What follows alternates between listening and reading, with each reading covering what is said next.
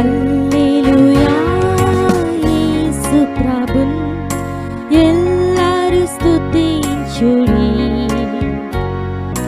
వల్లభుని చర్యలను తిలకించి స్తుతించుడి.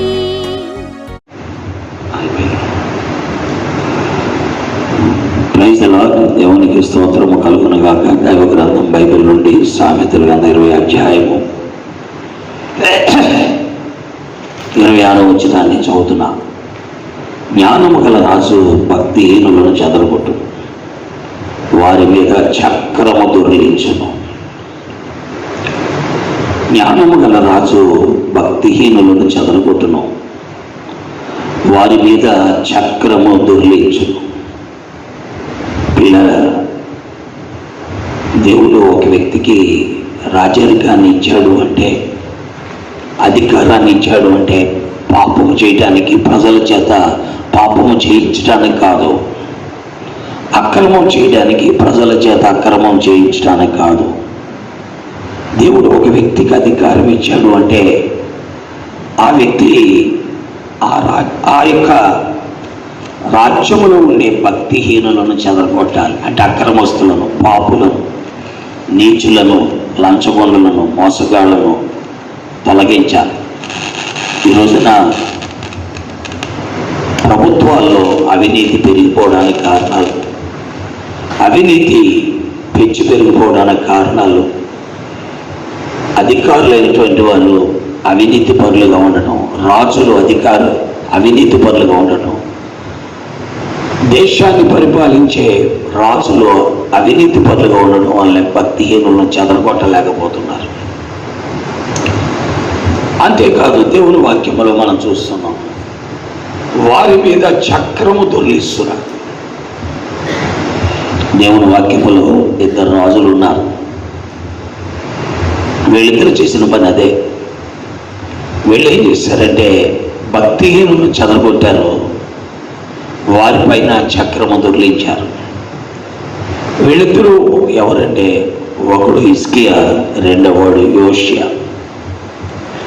ఈ రాజులు మరి దేవుడిచ్చిన అధికారాన్ని సద్వినియోగం చేశారు. పిల్లరా, ఈ రోజున దేవుడు మనకు అధికారం ఇస్తున్నాడు. ఒక రాజ్యం పైన రాజుగా ఉండడానికి, ఒక రాష్ట్రం పైన రాజుగా ఉండడానికి, ఒక జిల్లా పైన రాజుగా ఉండడానికి, లేదు ఒక సంఘములో దేవుని సేవకుడిగా ఉండడానికి దేవుడు అవకాశం ఇస్తున్నది. ఎందుకంటే భక్తిహీనత పెంచి పెరిగిపోవడం కాదు, భక్తిహీనులను చెదరగొట్టడానికి, వారిని భక్తిహీనత నుండి భక్తిలోకి మార్చడానికి. పిల్లరా, అయితే ఈ పని చేసిన వారు దైవ గ్రంథములు ఇద్దరు రాజులు ఉన్నారు. వారే ఒకరు హిజ్కియా, ఈ 2వ వృత్తాంతాలు 29వ అధ్యాయంలో ఉంటారు. రెండవ వ్యక్తి ఎవరంటే యోషియా, ఇతడు 2వ దినవృత్తాంతాల గ్రంథం 34వ అధ్యాయంలో ఉంటారు.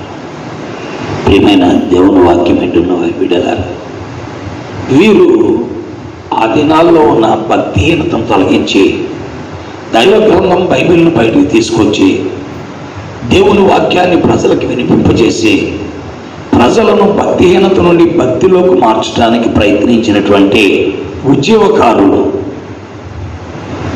హిజ్కియా మరియు యోషియా.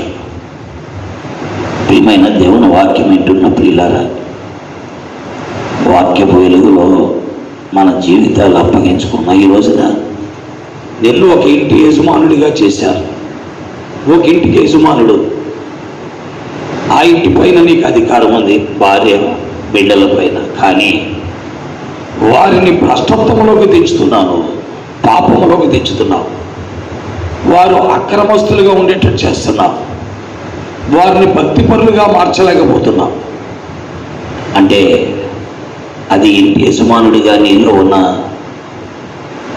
దుర్లభమైన భక్తిహీనమైన స్థితే. కాబట్టి జాగ్రత్త అవసరం. ఇంటి యజమానులే పిల్లల క్రమశిక్షణలో పెట్టకపోతే, పిల్లల ఒక విద్యా సంస్థలో ఉన్న ప్రిన్సిపల్ పిల్లల్ని క్రమశిక్షణలో పెట్టగలరా?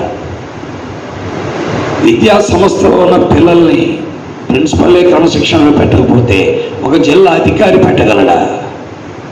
అందుకని కుటుంబ వ్యవస్థ నుండే భక్తిహీనత తొలగించబడటానికి మనం ప్రయత్నించాలి. కుటుంబ వ్యవస్థ నుండే ప్రారంభించాలి. అదే అప్పుడు అన్ని వ్యవస్థల్లో కూడా మార్పు రావడానికి అవకాశం ఉంది.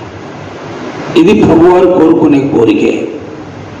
అందుకనే ఆయన రాజ్యంలో ఒక భక్తిహీనుడు కూడా ఉండడానికి ఇష్టపడలే. ఆయన యేసు ప్రభువారు రాజ్యంలో ఒక భక్తిహీనుడు కూడా ఉండడానికి ఇష్టపడలే. అందుకనే అసహ్యమైనది, అబద్ధమైనది, మరి దోషభరితమైనది చేసేవాడు ఆయన రాజ్యంలో ప్రవేశింపడని ప్రకటన 21వ అధ్యాయం ఆఖరి వచనంలో ఉంది. అబద్ధమైన దాన్ని, అసహ్యమైన దాన్ని, అంతేకాకుండా అశుద్ధమైన దాన్ని జరిగించేవాడు ప్రవేశింపడని రాయబడి ఉంది.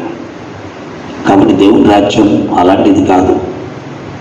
కాబట్టి గుర్తిద్దాం, ఆలోచిద్దాం, నిర్ణయాలు మనమే ప్రభువుకు అప్పగించుకొని ప్రభువును వెంబడిద్దాం. యేసు ప్రభువారు వీటిని కోరుకోవట్లా, వీటిని అపేక్షించట్లా. కాబట్టి మనం కూడా వీటిని కోరుకోకుండా, వీటిని అపేక్షించకుండా ప్రభువును వెంబడించేటట్లుగా పరిశుద్ధాత్మ దేవుడు మనందరికీ సహాయం చేయను గాక. ఆమేన్. తండ్రి, నీ వాక్కు ప్రజల మధ్యలో ముద్రించగలిగిన వాడు, ప్రజలకు మేలు చేయగలిగిన వాడు. ఈ కడవరి దినాల్లో ప్రజలు భక్తిహీనత నుండి భక్తిలోకి వచ్చుటకు సరైనటువంటి రాజు ఏం చేస్తాడో సామెతల 20వ అధ్యాయం 26వ వచనంలో చెప్పారు. తండ్రి, అలాంటి అధికారులు, అలాంటి రాజులు, అలాంటి ప్రభుత్వాలు, అలాంటి నాయకులు అనుగ్రహించండి. అలాంటి నాయకులు లేనందువల్ల ఈనాడు అక్రమం పెరిగిపోతున్నది. సహాయం చేసి నడిపించమని, వాక్యమును ముద్రించమని యేసు నామములో స్తుతించి ప్రార్థిస్తున్నాను తండ్రి. ఆమేన్. తండ్రి, కుమార, పరిశుద్ధాత్మ త్రియేక దేవుని సహాయము సదా తోడయుండును గాక. ఆమేన్. దేవుని స్తుతించుడి, హృదయమును వెలిగించిన యేసుని స్తుతించుడి.